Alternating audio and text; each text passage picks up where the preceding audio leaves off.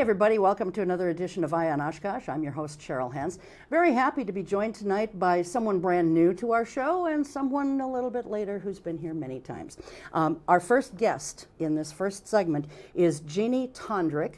You are with Select Shows and Marketing, and you're here tonight to talk about the upcoming Time of Your Life Senior Expo. Yes. All right, excellent. And for those of us who are watching this on television, as most of you probably are, we will have the website come up periodically throughout this segment. If you're listening to us on radio, the website address is timeofyourlifeexpo.com. And I'll try and remember to say that again before this segment is over. So anyway, welcome. Thank you so much for being here. Thank you for having me. I appreciate you reaching out. Yes. Okay, so Oshkosh Senior Expo, this is the 7th annual one that they have held. Has it always been in the Oshkosh Convention Center? Yes, it has. I thought so. So that's where it is, 2 North Main Street. It's Tuesday, October 3rd, from 9 in the morning until 1 in the afternoon. There's a light breakfast being served from 9 to 10 a.m. Is that breakfast free? Absolutely. Okay. Everything's free. Everything's free. Free admission, free parking. That's Oshkosh. And free breakfast. Yes. Yep, coffee and coffee cake. All right. Real light. So, coffee and coffee cake. What about if people don't drink coffee? Then what? Do you have other beverages? Or I'm just curious. No one's asked me that, I guess. Oh, my. Water. Oh, okay. Well, Water. I'll bring my own. Oh, tea. Probably is Tea? they probably have tea there. Yeah. I'll bring my own water, I think, Yeah. because I'm not a coffee or Yeah. a tea person. Okay, so we've got 400 plus active adults, retirees, veterans, and caregivers who are going to be attending this or who have attended it in the past. Yes. How many exhibitors do you have this year? Because I saw 75 in one place, and then somewhere else I saw 85 plus. We had 85 the first year. Okay. I think I'm shooting for 60 to 65. Oh, my. I Okay. get so many that sign up the last week, Cheryl. It drives me crazy. So 60 to 65. Yeah. So less than what you had when you guys first started out. Why would that be? I don't know. Okay.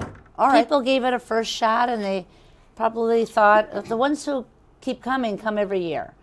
A lot of people know that they might not have them call like an attorney. Somebody might not need them in the next month, but in the next year, 2 years, they've still got that card, and they met that person knowing that they were an estate attorney or something. Yeah, I was going to say, you know, at the age of being a senior, and I am of that age, believe it or not, you know, estate planning is important. It's important before you reach that age. But Right, if right. you haven't, then that's important. Elder law is an important factor. So, yeah. Now, I understand also that there are going to be some folks there to talk about Medicare, Social Security, and there will be someone from the Aging and Disabilities Resource Center for Winnebago County, right? I have 3 community partners, the Aging and Disability Resource Center, the Winnebago County Health Department, Okay. and the Oshkosh Senior Center. Okay, got it. So they're going to be doing seminars, or what will they be doing? Sometimes they do seminars, but not this year. The ADRC is very busy. People come to their booth wanting information. Sure.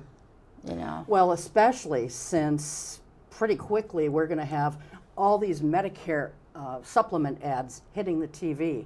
I mean, they already are a little bit, but we're going to be inundated with it very shortly. And so that's when a lot of people are trying to figure out what supplement, if they're going to have a supplement or whatever. So I can see where that would be a big beneficial thing. There's also going to be some health screenings. What kind of health screenings will Well, we people have do? a hearing screening. We have the vitals, blood pressure, respirations, Pulse. if you want. Yeah. Okay. And then we always have,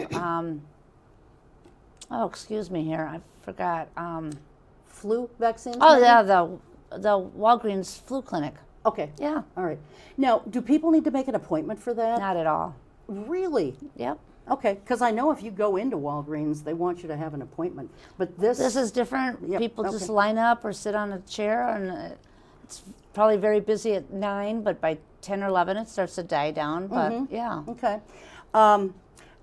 Will there be any other kind of vaccines, like something that's really, it hits people in their 50s and older, shingles, Shingles. pneumococcal pneumonia?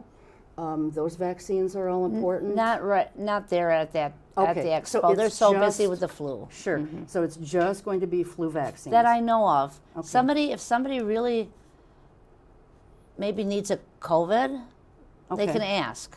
Okay. They always don't know until a few days before what they can bring either. Okay. Yeah, COVID boosters was on my list Yeah. because that's going around again. And the Oshkosh Senior Center is bringing their Biodex machine. Yes. Tell us what that is and what it does. I don't know too much. From what I understand, it's a rather new machine that helps measure the chance of falling. Okay. So I don't know how it works. So it must I'm measure gonna your try. stability. I'm looking forward to trying it. Yeah. It sounds like it must measure your stability as you're standing or something. I'm thinking maybe you have to walk a little bit on it, and then it might see if you're teeter. I don't know. But it's free. It's free Okay. and no appointments needed. Okay. Well, and that's really important because falls are so prevalent when we reach a certain age. I mean, falls can be dangerous at any age, but Right. boy, when you get to be our age, it becomes Yes. pretty serious stuff. And Wisconsin is the #1 state in the nation of people dying from falls. Is that right? Mm-hmm. Do you know how many people die each year from falls? No. Okay, all I right. don't have that memorized. but- Okay, that's fine. Yeah. All right. So I know that there's going to be door prizes and some special giveaways. Yeah. Tell us about the door prizes and the big giveaway. Okay. The various exhibitors, many of them bring like a $25 gift basket, and hand it to me to give out, to draw, not to raffle, to give as door prizes. Everybody who wants to be entered in the drawing just signs their name when they come. Do people have to be present to win a door prize? Yes. Okay. Yeah. All right. So that's something different because I thought that I read on the website for this event that for the door prizes, they're like every half an hour, Yep. and that you did not have to be present, but you did have to be present for the big. No, it's the other way around. You have to be present for Okay. Yeah. Other way around. So, Yeah, for the big 50-inch television, you Yeah. don't have to be present. Okay. All right. Well, either I That's made a okay. mistake or your website is messed up, which either is possible today. So, okay. All right. So, door prizes every half an hour, and then the big special giveaway with the 50-inch TV. Okay. So, who will be some of the other exhibitors that are there? Well, let me also tell you about some of the seminars. You had asked about Medicare. We have an insurance expert talking about Medicare supplements, and Okay. and he'll answer questions for those not on Medicare too, because Okay. they're under 65. Right. And who is that person? Brian Leonard of Visance. Okay. But Okay. when I have speakers, they're really informative and educational.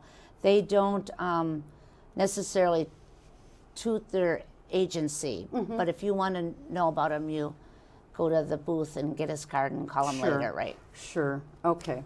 And then we have a doctor, physical therapy, Dr. Kohler of Physical Achievement Center, Okay.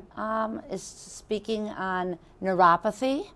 Oh, that's an important topic. That's a real important topic. A lot of people who have neuropathy just don't think that there's any cures, or they Yeah. can't do anything about it, and that's not true. Okay. All right. What else? What else? We have a new company in Oshkosh, and the owner's name is Quinta Kaler, and I guess we have an adult daycare, the Oh, okay. the Homey Hub or something like that. Anyway, I'm sorry, the what? The Homey Hub or The something. Homey Hub. Something like that, yeah. Okay. She just signed up. She's going to be speaking about caregiving. Okay. But I'm excited to learn more. Yeah, years ago, we used to have a senior daycare in town. Yeah, was it the senior center? Well, the one I'm thinking of, it was where a floral shop was at one time. Oh. And then they went out of business, or they closed in Oshkosh. And yeah, and I know that because I used to live over on this side of town, and I walked my dogs by all the time. And that was, I believe it was a senior daycare. And so this is needed. It's exciting. Yeah, it is. It's exciting. Okay, so I know you had reached out to the Oshkosh Area Humane Society to have a table there, or a booth, or whatever you call it. You have not heard back yet from them. No, but right? I've had puppies in the past, or small dogs that are appropriate for apartment and senior living. So I'm hoping they might have some. Yeah. Well, and you know, when you get to be our age, it can be lonely at times, especially if your spouse or significant other has recently passed or whatever. And having a companion animal is a good thing. And they can, of course, help you find the right animal for your situation. But it's also important, I think, that people understand that, you know, if they have a pet, and this is true for anybody who has a pet, not just seniors, is to make provisions if something happens to you, God forbid, that, you know, you are laid up or you pass away, so that something appropriate is being done. Yeah, they need to be in pet. your will. Yeah. They need to be in your will. Yeah, absolutely. So, okay, anything else that you can think of? Yes, offhand? I want to thank Network Health is our premier sponsor this year. Okay. And they will be providing their, I think they call it the health wellness team of chefs are going to be there creating a Greek cucumber salad, demoing it, and having samples. That sounds fantastic. Yeah, they're very much into nutrition right now. Okay. All right. And I stand corrected. I misread the website. You are correct. Not that I doubted you, but but okay. I misread things. Yeah. So you do have to be present for the half-hourly drawings. Yes. But not for the grand prize. So. Yes, and for the last 6 years, the person who won the TV has never been there. I get to go home and call them up, and then I drive back the next day and meet them there and take their picture by the marquee. All right. That sounds exciting. Okay, so this is the 7th Annual Time of Your Life Expo. It's at the Oshkosh Convention Center, 2 North Main Street in Oshkosh, 9 a.m. to 1 p.m. A light free breakfast will be served from 9 to 10 a.m. And everything is free. The food's free, the exhibits are free, the seminars are free. And the screenings are free. Everything is free. And you can go again to timeofyourlifeexpo.com. That's timeofyourlifeexpo, all one word, if you will, .com. So, all right, very good. Thanks so much for being here. Thank you for having me. I really appreciate it. And good luck with the expo. And I hope to see you again next year. All right. Or I well, hope to see you at the expo. If I can make it, I'm going to be there. Good. All right, super. Thank you so much. We're going to take a short break. When we come back, on the other side of this PSA, we will be joined by Ray Maurer, the City of Oshkosh Parks Director. We'll be right back.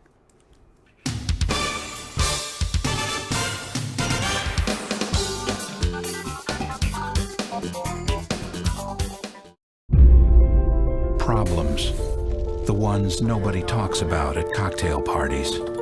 We go looking for them.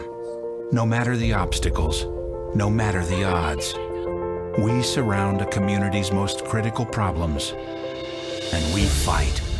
United Way fights for the health, education, and financial stability of every person in every community.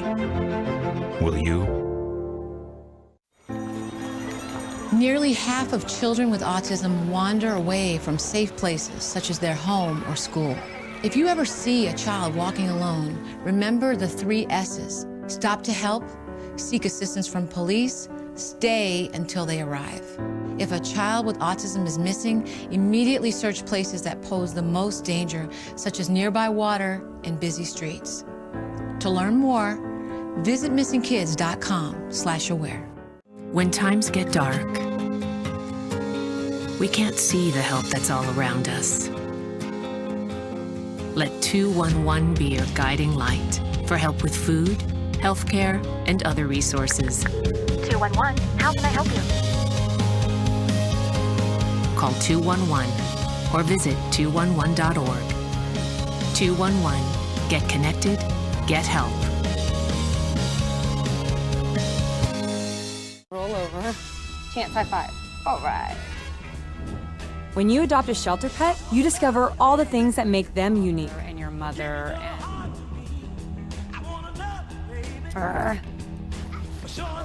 I am totally a hot person. Right, guys?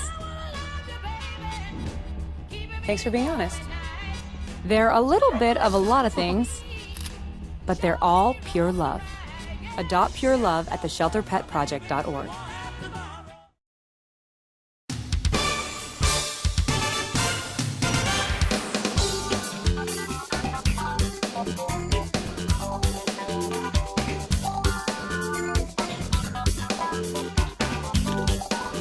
Hi, everybody. Welcome back to Eye on Oshkosh. Joined now, as promised, by our City Parks Director, Ray Maurer. How are you? I'm good, Cheryl. How are you? I'm fine, thank you. Good. So, we're going to talk about all kinds of stuff here.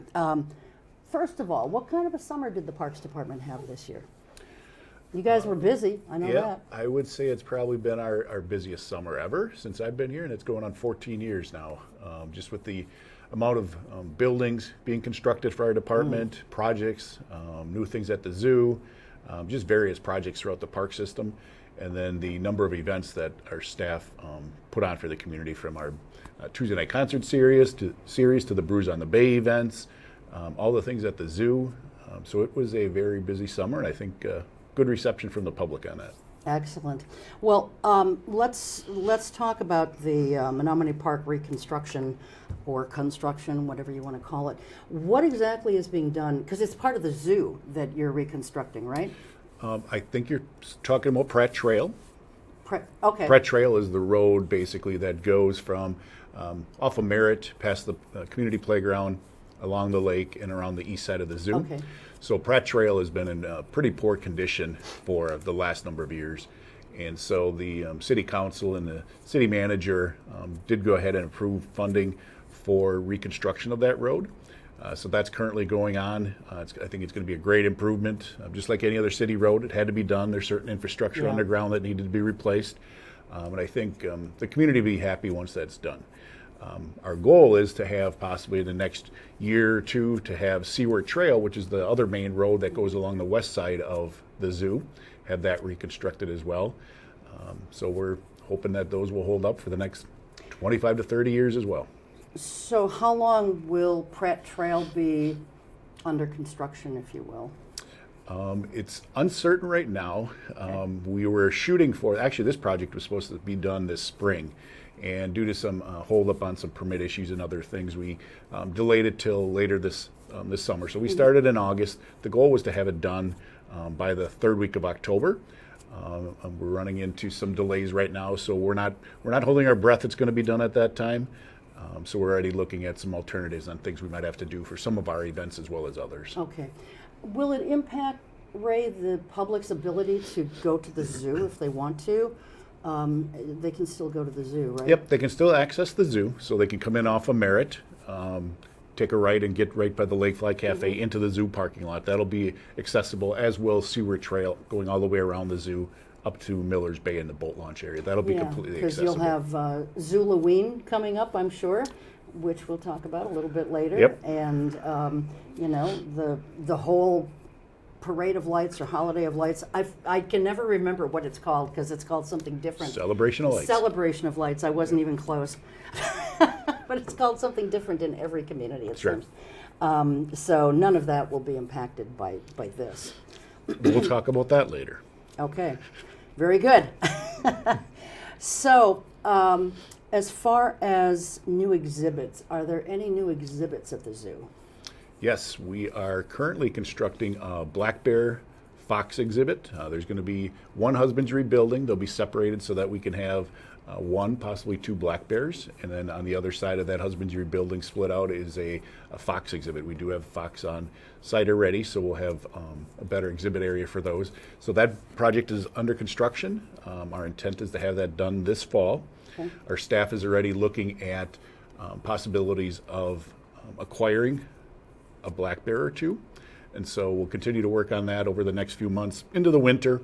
Our goal is to get any bears on site over the winter months so that our staff can get familiar with them and vice versa. And then hopefully when we open the zoo in spring, the public will be able to see a brand new bear and fox exhibits. Okay. You know, I'm a huge animal. I'm a huge animal proponent. And is this zoo, I forget the word I'm looking for, recognized by a national certification type organization? I think you're thinking of the AZA, accredited by yes, the AZA. There we go.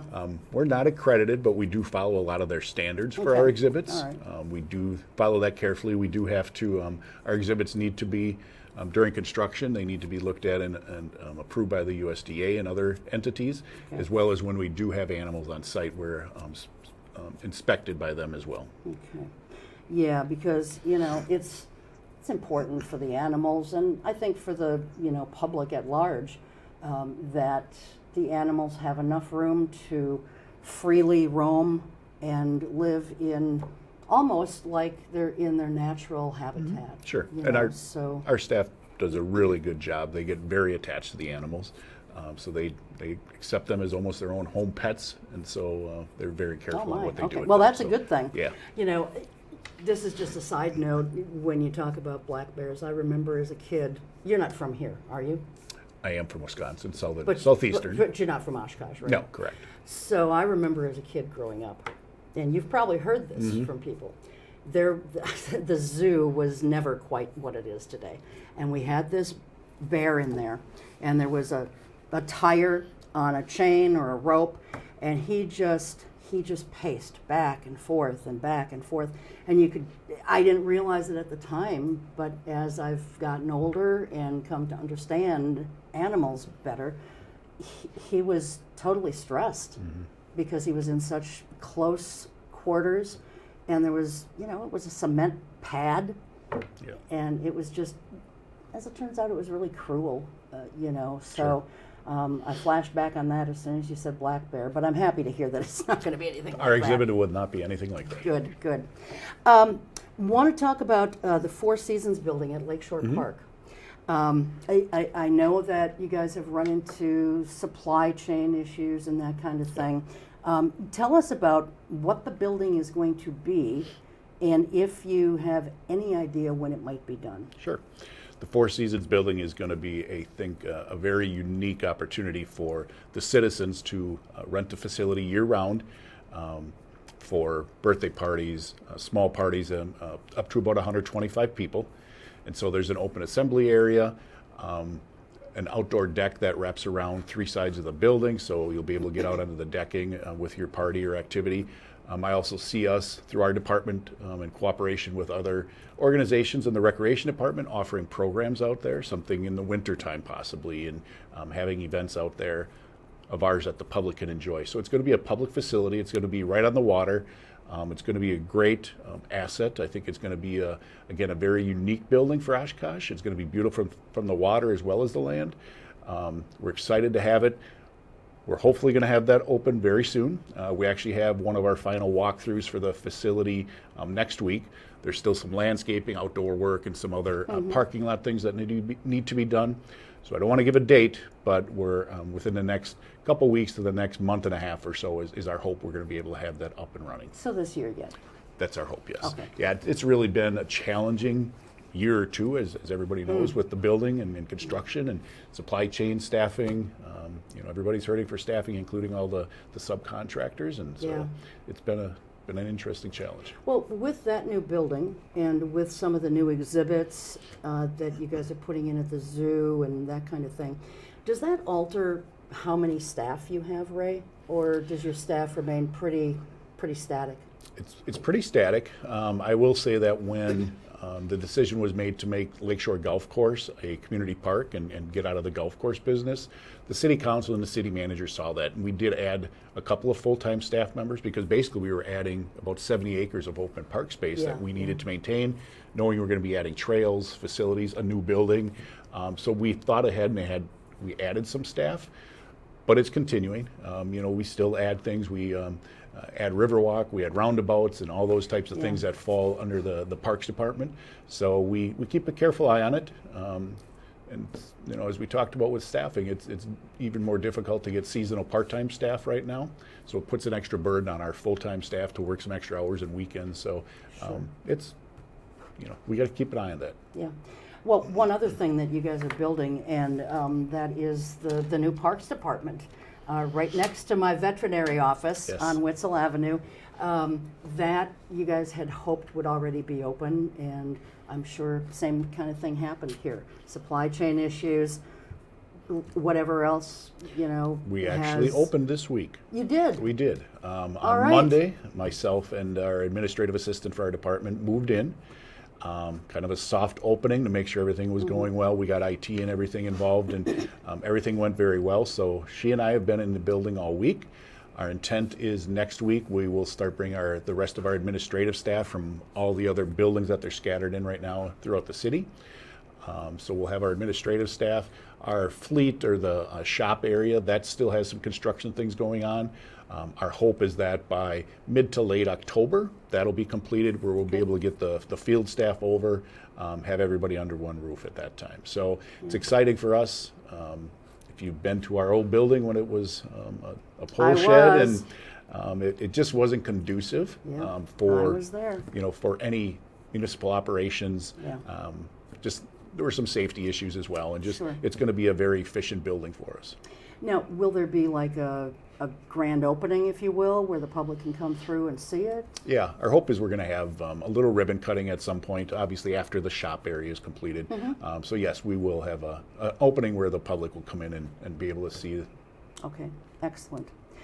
Talk to us about, well, before we get to that, I just want to address one issue, and you and I have talked, and you aren't comfortable addressing this at all, so I'm not even going to ask you a question about it. Sure. But, I get a lot of calls and emails from a lot of people, and I've had I haven't been inundated with calls or emails, but I've heard from probably 7 to 10 people about how there's so much algae or some kind of green yucky stuff on the water along Lake Winnebago, the lagoon in Menominee Park, so on and so forth. And so I did talk to Ray about this. It's out of his hands, has nothing to do with his department. So the best we can do is, if you have concerns about this, contact the DNR, or who was the other one that you said, Ray?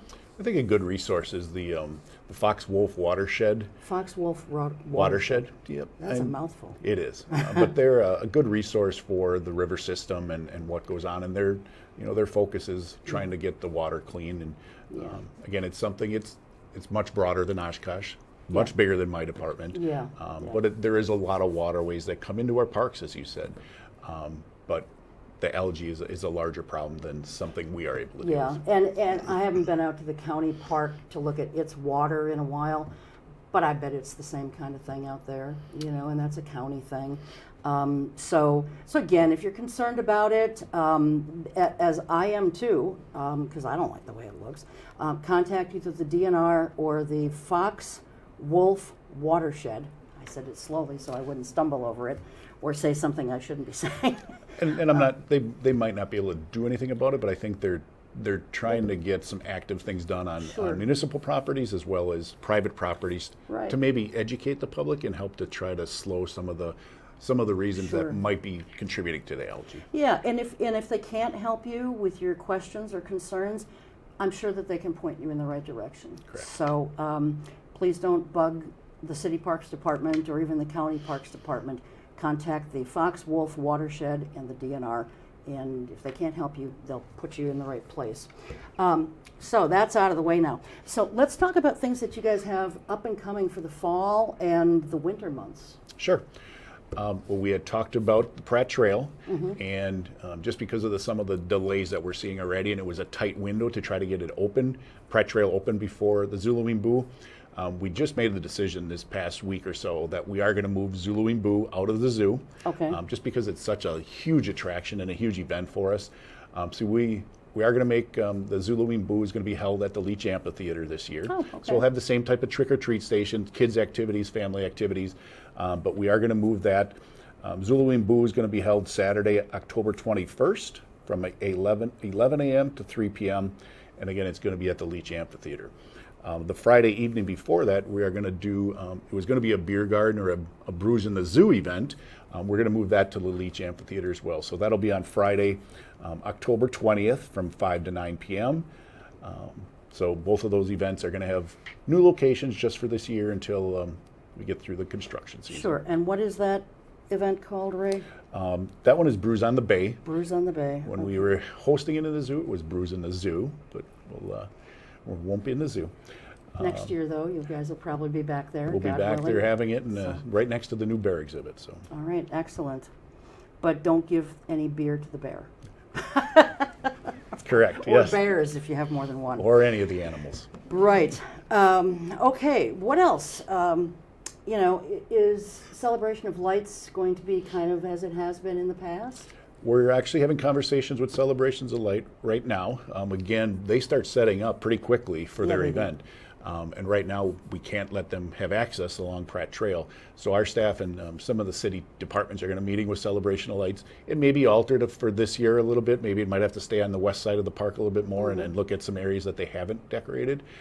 So stay tuned and watch for that. But Celebration of Lights will go on. It just might be a little altered again based on construction. Maybe if there's a way to extend it more north.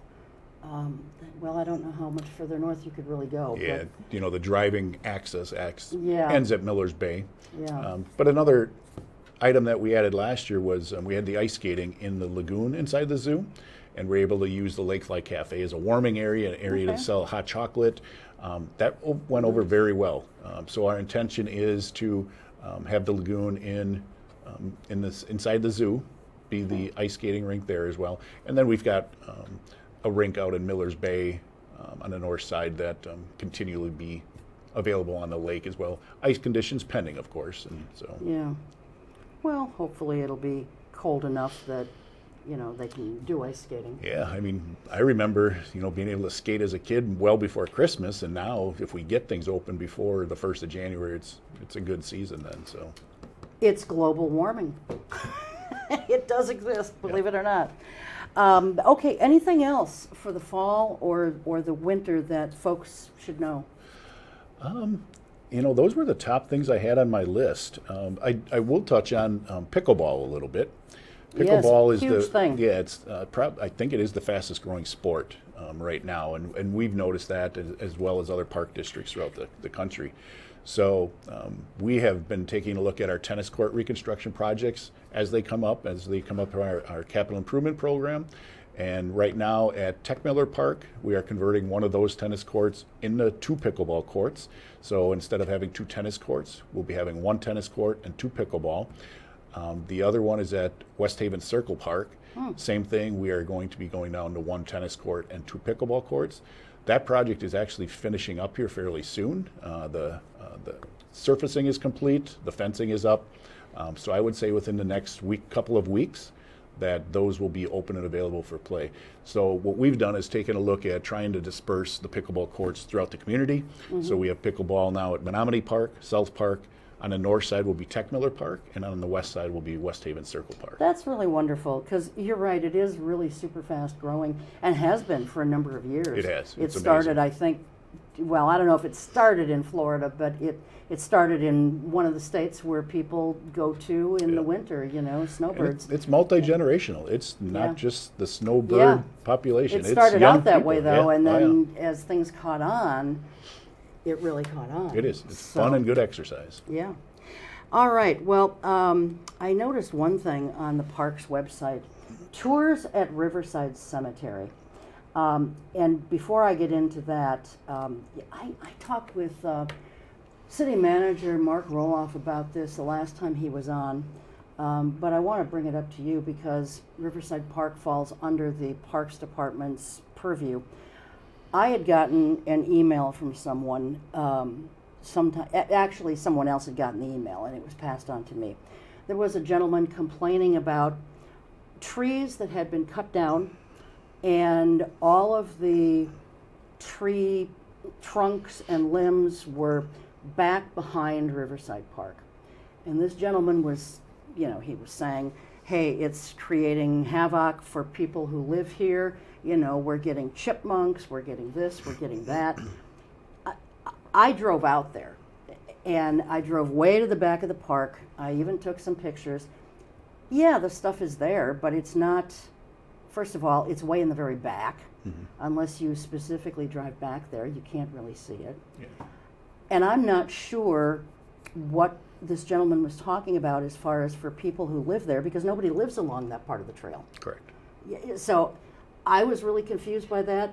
But what will eventually become, if you know, with those tree limbs and the tree trunks and everything back there? Yeah, actually, that's really been a holding yard for a number of years for a lot of our urban forestry trees that we take down and so forth.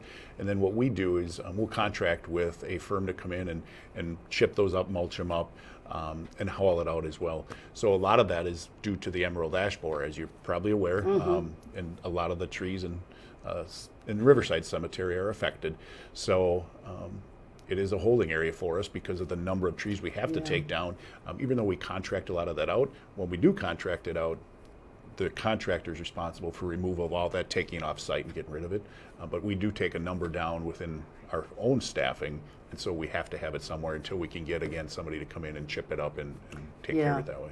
Yeah, but, and as I was out there taking pictures, Ray, there were, I don't know, maybe a handful or more of people who were walking by on the Weeawash Trail. Mm-hmm. I specifically looked to see if they were going to look over there. Nobody even glanced for a half a second at this, this pile of trees and limbs and what have you. So I don't know why this gentleman thought it was a big deal. And this is the first I'm actually hearing about it. Is that right? Yeah, it is. So. Yeah, it was just bizarre. Sure. So, but at the end of the day, it's city-owned property, and you guys can do with it what you want as long as it's as you said, it's tucked back in there. Unless you really went looking for it, you didn't know it was there. And again, it's there temporarily. I went looking for it to see what he was talking about, and I just didn't see the issue. Sure. So I don't know. Okay, let's talk about some fun stuff. Tours at Riverside Cemetery. You've got a couple of things coming up. You've got 2 different walking tours. Mm-hmm. Is that what they are? Okay, tell us about those.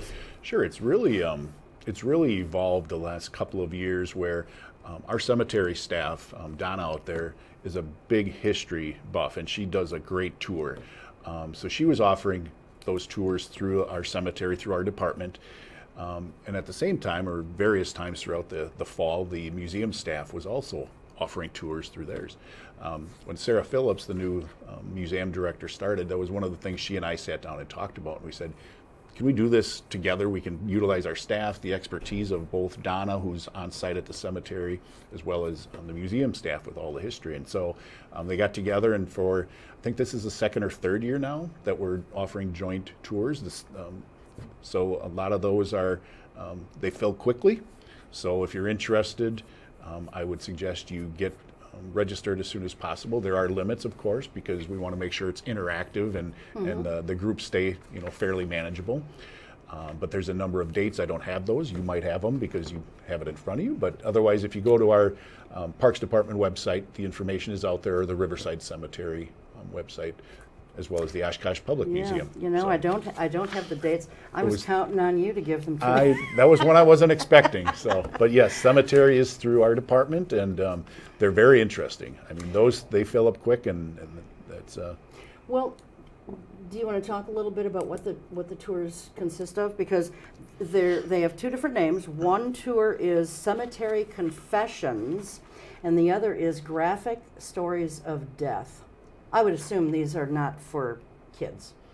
Probably not Younger some of them. kids. I would say some of the general tours, just the history of the cemetery. I remember a these couple two? years. Yeah, I would suggest you call one of the staff members and get a little more information from either the museum staff. But I know in the years past we've gone through and done some of the beer barons that are buried in Riverside Cemetery and some of that history and how it, Okay, I'm confused. What's you're saying beer barons? the Well, people that they used to probably brew own beer in breweries. breweries, correct. Okay, And all right, got so it. there's a number of them that are buried in the cemetery, and so that was one of them in the past that we've done. So they take Yeah. a look at the programming each year and try to come up with new ideas, and those are the new ones for this year. Well, and the one, Cemetery Confessions, there's a tour ghost, Matilda Spikes. She was the Undertaker's wife, and she will be taking people on a journey from the morgue to the grave. It sounds intriguing. It says, discover real stories, urban legends, and the ghosts of Oshkosh as Matilda tells the Cemetery Confessions. And advance tickets are required for that. Yes. So go to the website soon. Okay. And graphic stories of death. This will be another tour where you're exploring the dangerous conditions that past Oshkosh citizens experienced through the graphic descriptions of their deaths found in 19th century newspaper stories. Now that does say you have to be 16 or older. Correct. To go on that one. And again, advanced tickets are required. So go to the city's Parks the Department, Parks Department's Public website. Museum website. Yes. Yeah, and I do have the Public Museum's website specifically for this. It is Oshkosh Public Museum .ticketleap.com. So again, whether you're watching or listening, it's Oshkosh Public Museum .ticketleap.com, and that will get them information on both tours, and I'm assuming they can do both tours if they Correct. want to. Yes. Do you have any idea how much the tickets are? I You do not don't? have that Okay. offhand. No, I don't. All right. I'm sorry. That's fair enough. Okay. So what else do we need to let people know about of things that are happening within the park system? Any new boat launches that people would have been using this past year, or? No new boat launches. We do have out on the west side at Rouge Park, which is the park right near Carl Traeger. We are, right now we have a project out for bids where we're going to extend the trail into the portion of the park that has not been developed. It's more of a conservancy area, so it'll be going further out to the west. It'll have some boardwalks, gravel trails, and then loop back around to get you back into to Rouge Park. So that's something we're currently out for bids for and hoping that it'll start this year and finish up early next year. Okay. And so will any construction be going on through the winter or not? There's a possibility because there's some boardwalk work, and so some of that can be done through the winter months depending on the freeze and thaw and the snow amount. So. Sure. You know, I want to talk about dogs in the parks. I don't know, how many years ago was it? It's been probably 7 years now, something like That's that. about what I would guess too. Since dogs have been allowed in the parks, but it's not any park. It's parks that have trails in them, correct? Or pathways or walkways, whatever you want to call it. And they must be on a leash. And per city ordinance, the leash cannot be longer than 6 feet. And for heaven's sake, if your dog uses the restroom, please pick it up. I know that, I think most people are pretty good about cleaning up after their dogs. But all it takes is one person, you know, and that just kind of ruins it for everybody. And it's not, it's the same thing you see on certain sidewalks in certain neighborhoods. So we ask, again, same thing, please pick up after your dog, pick up and take out what you bring into the parks. Yeah. One thing that I was just talking about this with someone earlier this week. They were talking about a new park for people who have physical challenges and so forth. And I know that, and it wasn't in Oshkosh, this was someone else out of town. But, we had, and still have, a very nice, what kind of park is it called? It's called an all-inclusive park? At or South Park, it's called the Inclusive Playground, yes. Inclusive Playground, and that's at South Park. South Park. Any plans, Ray, to eventually, have another one in another park, or? Well, I can tell you that what we do every time we put any new facility is we take a look at how it's going to be accessible for everyone. And so what we have done probably for at least the last 7 years or so, since the one in South Park, anytime we do a new playground or we replace the equipment, we're putting down that same poured-in-place rubber surfacing. And what that does is allow people in wheelchairs, strollers, walkers, those types of activities to get around better than in the wood mulch or sand or gravel or anything. So it makes it a lot more accessible, and it's a lot easier for us to maintain, to keep things clean in there. So every one of our playgrounds that we've been doing, again, for at least the last 7 years, has had that surfacing. And then obviously that helps get people onto the playground and enjoying it with their kids, grandkids, peers, able, disabled. So it's really inclusive type thing. Yeah, well, I think that that's great. Want to talk for just a moment about the geese. We've had a far worse problem with geese many, many years ago. That isn't a problem like it once was. But is it still something that your department is addressing? And how are you addressing it? And are there any other birds that are dropping their stuff all over the park's grounds? Yes, we do. We work with the U.S. Fish and Wildlife Service, and in the springtime, part of the issue is there's resident geese and then there's the migrant geese. And so the resident geese are the ones that are mostly here. But now a lot of the geese and the larger numbers you see are the geese going north-south, migrating. And so those are the ones where it's a lot of out of our control to try to manage those and keep those out of the park. It becomes a little more difficult. You asked about another bird, and this has become a bigger issue along the Riverwalk, are the seagulls. Yeah. They get onto the boat docks, the boat piers. We have been actively looking for people to help us volunteers to help keep those clean. Oh, really? Yeah, we've had a couple of groups, we've had a couple of individuals come out, and we'll offer here's a broom and dip it in the water and help us keep those clean, because it's a daily chore. I mean, we had a staff member, I believe, doing it Monday, Wednesday, Friday. We had some people helping out over the weekends, and it's almost a daily type thing. And those are very difficult to do anything about. No kidding. Especially along the water. So, how old would someone have to be to do that, and who would they contact if they want to volunteer? They can contact Kathy Snell at our department. 236-5080 is our general number, and we can get them to Kathy. She's our special events coordinator who helps us out on our volunteer programs. For those types of activities, depends if they'd have a guardian with them or not, but Kathy can give you more information on the age. But I would say 16 or 18 at least, unless they've got a parent or a guardian coming along. We can have some discussion about that. Sure. And they can, since they're volunteers, I'm assuming they can work whatever hours and whatever days work with their schedule? Yeah, we try to coordinate it so that we are getting individuals out there routinely and regularly. So we'd work with them based on when we have other individuals out there as well. Okay. So I just want to double check your phone number here. It's area code 920-236-5080? Correct. Okay. And that's directly to the Parks Department? That's our direct line, and then we can get you to Kathy. And so they could just ask for Kathy, right? Correct. Okay. All right. Excellent. All right. And is it Kathy with a K or with a C? With a K. Oh, I spelled it right. Okay, good. One thing, when I was on the Parks Department website, I was noticing it referenced an impact study.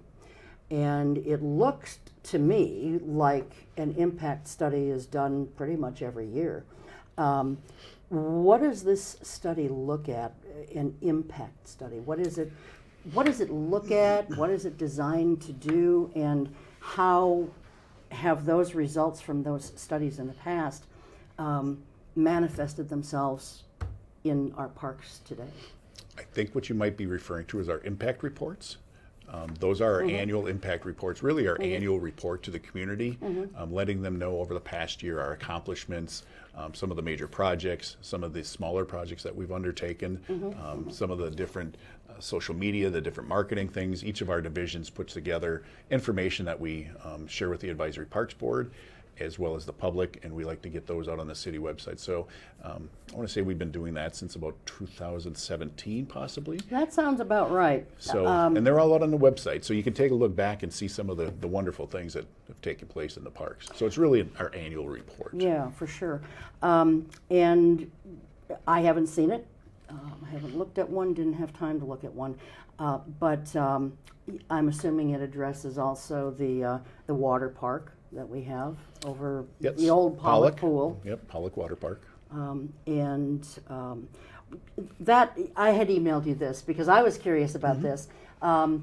We a couple of weeks ago we had some of the hottest days that I think we've had in a very long time, and I don't have kids who go there. I don't have kids in the school system, but I was shocked, Ray, to drive past and see on a day when it was like 98 degrees and heat indices over 100, that the water park wasn't open. And so I emailed you about that. And then after that, I got a couple calls from people. See, people, I don't know why they call me. It's fine that they do, but it's like, God, people in the city hall, city staff is friendly. They're not going to bite you. No, not real hard. Yeah. So I guess it depends on how they treat you, right? But it's fine that people call me or email me. I think that they just feel more comfortable contacting me. But in any event, after I had contacted you about this, then I heard from a couple other people. But just explain to folks why it closed when it closed, and what day did it close, by the way? I'd have to look back. We typically close around August 20th, and it really depends on the fall sports season and when the college kids start to return to their college. We open a little bit later than we have many years ago. I mean, when I was running pools, when I first started out in the industry, we were trying to open by Memorial Day and trying to stay open till Labor Day. Depending on when the public school system opens and closes now, it really reflects on our staffing levels, when we can get people in for training and so forth. So right now we try to open the pool the day after the Oshkosh schools close typically. So that might be a Thursday or a Friday, whatever day of the week it might be. But trying to get a pool to stay open to Labor Day right now, I don't think you're going to find many other than over in the Dells that are able to do it. And again, it's a lot of the athletic individuals that are the lifeguards and our staffing that are going back to fall sports. Yeah, and that makes total sense. And I appreciated your answer when you emailed me back. And Ray, I think everybody in the city responds very quickly to requests for information. So please don't be afraid to reach out to them. You have our number, so if you have questions. Yes, indeed. Or email. You can go on the city's website and get their email addresses. So, you're right. I've seen other cities where their pools close mid-August as well. So, and when you answered me that question, it made total sense, because obviously these kids have to get back to school and do what they need to do. Yep. So, one other thing that I want to make this point clear for folks, because I do think there's some confusion. They think of recreation department and parks, but you guys, it's the school district that oversees the Oshkosh Recreation Department. Correct. You guys don't have anything to do with it, right? Other than very good collaboration with them on programs, and they're the ones that provide the lifeguard staffing at the Pollock Water Park. Oh, do they really? Yeah, I didn't know that. Yes, it's an agreement between the city and the school district with the recreation department. They have many of the guards that they utilize throughout the school year at the indoor pools, and they've got the experience and the expertise for that type of hiring and training. Yeah, they actually are school district employees. But yes, you're correct. There's municipalities throughout Wisconsin where the recreation is run through the school districts, and Oshkosh is one of those. We have a great working relationship with them. We let them utilize our athletic fields, our shelters, and so forth. We do not charge them for that. We don't think that would make sense. So we have a great working relationship with them, and as well as at the pool. Sure. And I will just give a little plug to the Oshkosh Rec Department. I think it was maybe 2 weeks or so ago, the catalog arrived in my mailbox, and I was just kind of flipping through it. And I have to say that, kudos to them and whatever programming that you guys are helping them with. It's really quite incredible. There is truly something for everyone, I think. Yeah. The days of the week and the times may not mesh with what your schedule looks like, but truly, I mean, if you take a look at that catalog, I'm assuming it's online too, don't you think? Yeah, I would assume so, Yeah, yes. so if you live maybe on the outskirts of the city and you didn't get it in the mail, you could go to the rec departments and probably access it through the school district, or maybe just do a search for Oshkosh Rec Department. But anything that you can possibly imagine, they have in the way of classes, whether it's a single class or something that lasts through the winter. Everything is there, and you guys have all done a great job putting stuff together. So we're down to about 3 minutes here, I think. Yep. My inner clock is telling me exactly how much time we have left. So in our closing moments here, Ray, what do you want the viewing and listening public to know about the Parks Department, what it has to offer, anything like that? Well, I think, what we really saw during the whole pandemic and COVID, that people staying home a little bit more and they still needed to get outside. We really saw an increase in the local park usage, which is great. I think we were hearing from people that didn't know of certain parks in the city. They're out exploring. Oshkosh has got some very unique facilities for a municipality. We've got Menominee Park with 110 acres along Lake Winnebago. That is just amazing. And in that park itself, the amenities that, from playgrounds to ball fields to picnic shelters, the amusement area, and amusement rides, and all that type of thing. So I think for me, it's really enjoying and seeing the enjoyment in the things that we do have here. The Leach Amphitheater and the Waterfest and the Tuesday night concerts and our movie nights and all those types of things. I really think people need to just understand what we'd really have at Oshkosh and appreciate that. Absolutely, because people, I hear from some folks and they say there's nothing to do here. Well, there really is a lot to do. If you just look. Yeah, and we work very closely with Amy Albright and the Convention Visitors Bureau. I know on their website, if it's not some of our events are our facilities, that they have they have things going on all weekend throughout the year. So yeah, one question that just popped into my head here, and I think we've got time for it. This predates you. Tom Stefani, our previous and now late Tom Stefani, our Parks Director for many years, in Menominee Park, he put up that stockade fencing, which I think really de-beautified the park. But I'm sure that there's a reason for it, and can you tell us real quickly, in about 30 seconds, why that stockade fencing exists? are you talking the fencing on the north side of the zoo? Or yes. Which? Yes. Okay.